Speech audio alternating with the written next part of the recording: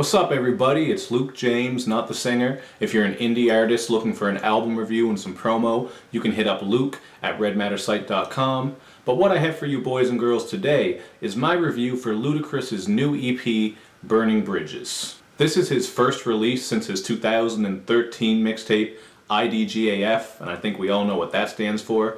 And his last full-length album was Battle of the Sexes, and that one was released in 2010. And even though it got a lot of mixed reviews, I actually thought it was alright. It wasn't that bad.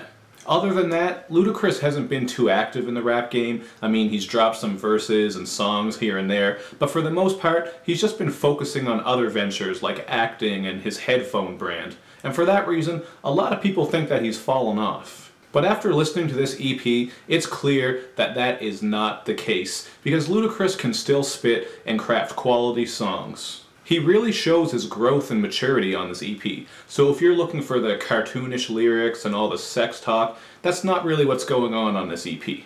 Still, this growth and maturity that Ludacris is showing feels very natural and it's not forced, so you're not going to be cringing as you listen to the content. Right away, on the intro called New Beginning, Ludacris responds to the critics and those who question his relevance. So I thought that was the perfect way to start off the EP, because it shows that he's been paying attention to what people are saying, and it also shows that he's not afraid to respond to them honestly. And the realness doesn't slow down on the next track, Money. Now when I first saw the title of this track and saw that it was featuring Rick Ross, I thought it was just going to be another dumbed down track about making money and spending it. But they took a completely different route by rapping about the problems that money can cause, and I thought that was interesting.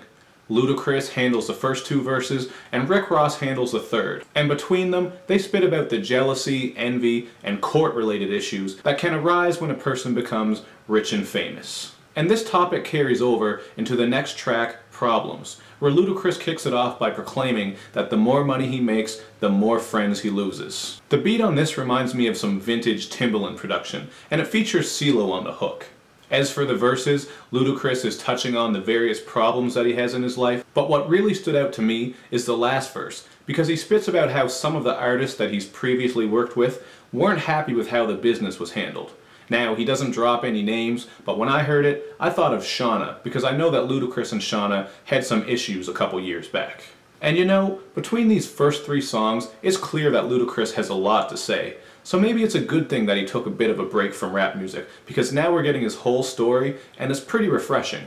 On In My Life, he expresses his annoyance with interviewers who question him about things from 10 years ago, and he also takes aim at the bloggers by telling them to turn their computer screen into a mirror and take a look at their own lives. He also responds to those who want that old Ludacris back by telling them that he's evolved as a person and only gotten better because of that. John Legend ties the song together with a great hook, and the beat is very smooth and jazzy, so this was my favorite song on the EP.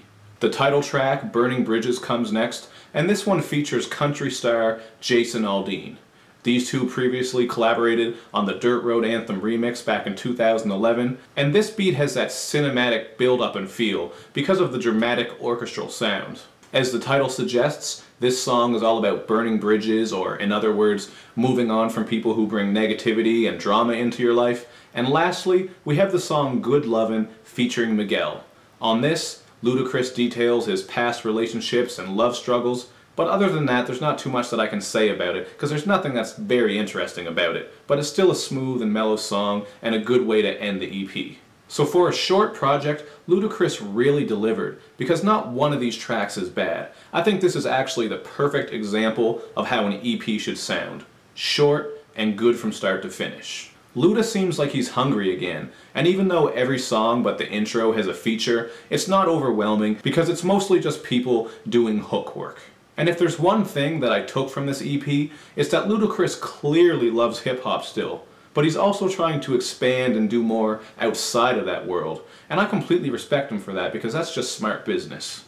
I really appreciate how he kept it personal on this EP by explaining what he's gone through and has been up to over the past couple of years, so I give this a 4 out of 5. But now we just have to see if he can deliver for a full-length project. And with Ludaversal set to drop in 2015, I think we'll find out soon enough. So that's what I thought of Ludacris' Burning Bridges EP. He is not washed up, so make sure you check this one out and leave me a comment to let me know what you think of it. As usual, do all that other good YouTube and social media stuff where you like, you share, you retweet, you follow me, and you especially subscribe to this channel, and I'll see you next time.